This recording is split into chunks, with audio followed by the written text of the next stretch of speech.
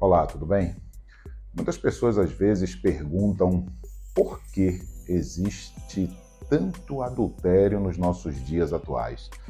Por que tantos casais vivem nesta prática do adultério? E quando falamos sobre isso, é muito complicado, por quê? Porque nós precisamos entender a essência do adultério para que possamos compreender como nós podemos vencer este mal que verdadeiramente tem assolado e destruído famílias e famílias na face desta terra. Eu vou trazer alguns dados para você aqui, muito interessantes, baseados em pesquisas e que podem te ajudar muito para você poder aconselhar, lidar com pessoas em uma situação como esta e também para que você não caia, tá? Em uma situação como esta e infelizmente venha destruir a sua família. Vamos lá. Primeira coisa que a gente precisa entender é o seguinte: por que as pessoas adulteram? Todas as pessoas que cometem adultério, seja o marido, seja a mulher, eles costumam usar uma justificativa. Uma não, ou algumas justificativas para isto. E eu vou lhe trazer algumas justificativas que são mais usadas hoje em dia quando lidamos com casais, para que vocês entendam o porquê que, entre aspas, as pessoas adulteram. A primeira justificativa mais usada é a seguinte: é a fraqueza. Pastor, eu fiz isso porque foi um momento de fraqueza, eu não consegui me controlar, né? Eu estava, de repente, vulnerável e ali fui e adulterei, me deixei levar. A segunda justificativa mais usada é a seguinte: é a insatisfação com o companheiro ou com a companheira. Não me dou bem no sexo, meu marido me trata mal, minha esposa é muito ignorante, falta de atenção e assim sucessivamente, tá? Pessoas costumam dizer que traem porque a culpa é do outro, foi o outro que levou ela a poder fazer aquilo. Tem o terceiro grupo de justificativa, a terceira linha de justificativa. E esta aqui é muito difícil das pessoas compreenderem, mas é uma realidade. É o mau caratismo. Pessoas mau caráter. Como assim? Eu vou explicar para você poder entender.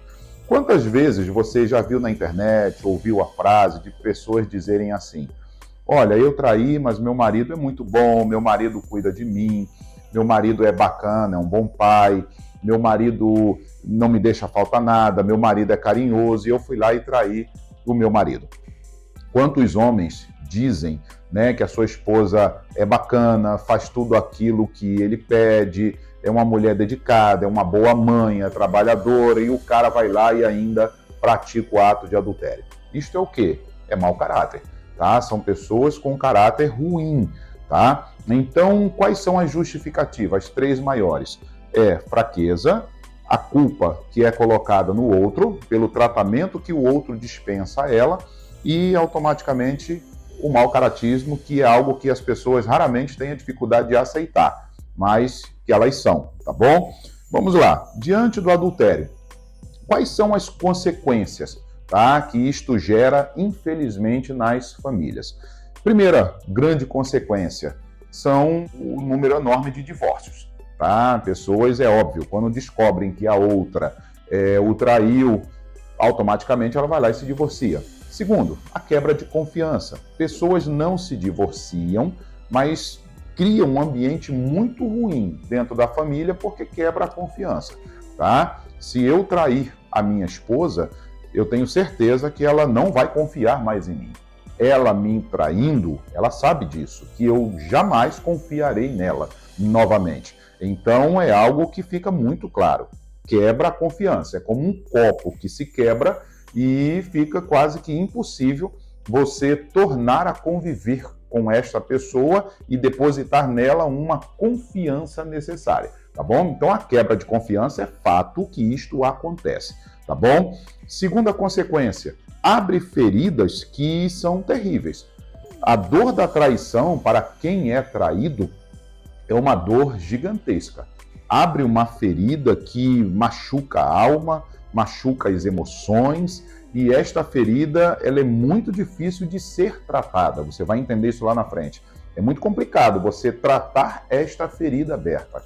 Ela foi aberta por quê? Porque você perdeu a confiança naquela pessoa, e você, literalmente, você convive com uma pessoa que você ama, que você tem carinho, que você tem apreço, que você gosta, e vem aquela sensação, eu não imaginava que fulano ou fulana teria a capacidade de fazer isto comigo. Então, uma ferida gigantesca, que é aberta nas emoções e na alma desta pessoa, tá? A terceira consequência é a destruição das famílias, tá? Literalmente, as famílias se destroem. Fica um clima pesado entre o pai e a mãe, fica um clima pesado entre os filhos quando descobrem uma situação como esta, um adultério, enfim. Então acontece, em primeiro passo, divórcios, acontecem, claro, a quebra da confiança, acontece as feridas que são abertas e literalmente a destruição, tá, da base familiar. Pastor, tá aí, tudo bem, o senhor contou o mal do adultério, o senhor disse quais são as justificativas, as consequências, e existe restauração para isso? Existe uma condição da minha família ser restaurada, do meu casamento ser restaurado, se eu pratiquei este ato contra o meu parceiro, contra a minha parceira? Como é que funciona isso aí? Eu vou te dar algumas dicas aqui que podem te ajudar em uma situação como esta, tá? A primeira dica é importantíssima você entender isso. Você com seu cônjuge entrar em um acordo.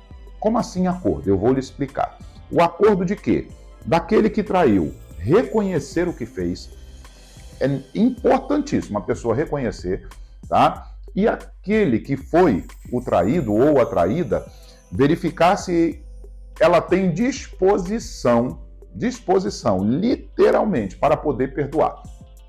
Um exemplo, por favor. Eu traí a minha esposa. Eu preciso reconhecer o erro que eu cometi e eu preciso conversar com ela se há uma disposição dela em me perdoar nesse sentido e a gente continuar a jornada. Porque se não há um reconhecimento da minha parte, não houver uma disposição dela em me perdoar, o negócio não vai acontecer, as coisas não vão funcionar, tá bom? Então é o primeiro passo. Segundo, autorresponsabilidade. Eu gosto muito dessa palavra.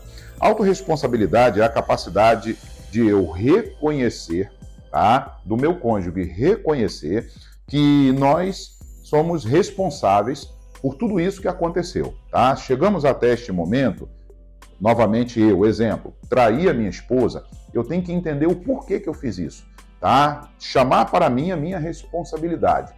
Fui canalha, fui inconveniente, não deveria ter feito isso. Eu preciso entender literalmente, tá? A minha autorresponsabilidade em cima disso aí e que literalmente eu preciso mudar.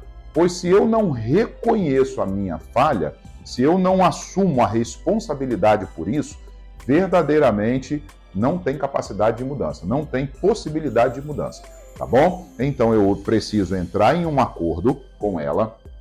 No caso, eu preciso ter uma autorresponsabilidade a respeito do ato praticado. Tendo uma autorresponsabilidade, eu vou ter uma disposição para poder mudar, pois se não houver mudança, é impossível haver uma restauração. E o terceiro passo, e o mais primordial de todos, é colocar Deus no negócio. Sem a ajuda do Senhor, é impossível um casamento ser restaurado. Aí você pergunta assim, pastor, por que o senhor não colocou Deus em primeiro lugar? Presta bem atenção, a ordem dos fatores na matemática, ela não altera o produto. Mas para que Deus possa agir na nossa vida, nós precisamos entender um princípio muito importante. Deus só faz aquilo que nós não temos a capacidade de fazer. Não tem como eu colocar Deus em primeiro lugar, preste atenção na linha de raciocínio, eu colocar Deus em primeiro lugar se eu não estiver disposto a mudar, se eu não assumir a minha responsabilidade, se eu não entrar em um acordo com a minha esposa. Como Deus vai trabalhar na vida de alguém que não assume o que fez? Como Deus vai trabalhar na vida de alguém que não quer mudar? Como Deus vai trabalhar em um relacionamento se os dois não estiverem dispostos para que esse relacionamento dê certo? Deu para você entender? Então pega essa dica, que Deus abençoe a você, que Deus abençoe a sua esposa. Se você estiver assistindo esse vídeo, possivelmente já pode ter passado por uma situação como esta ou está pensando de repente em fazer, reflita um pouco neste vídeo e entenda bem, a sua família pode ser destruída. E a família é a instituição mais preciosa que existe na face dessa terra. Pensa, reflita, que Deus te abençoe, curta esse vídeo, compartilha e nos ajude a crescer aqui neste canal. Um grande abraço, um cheiro no teu coração. Tchau, tchau.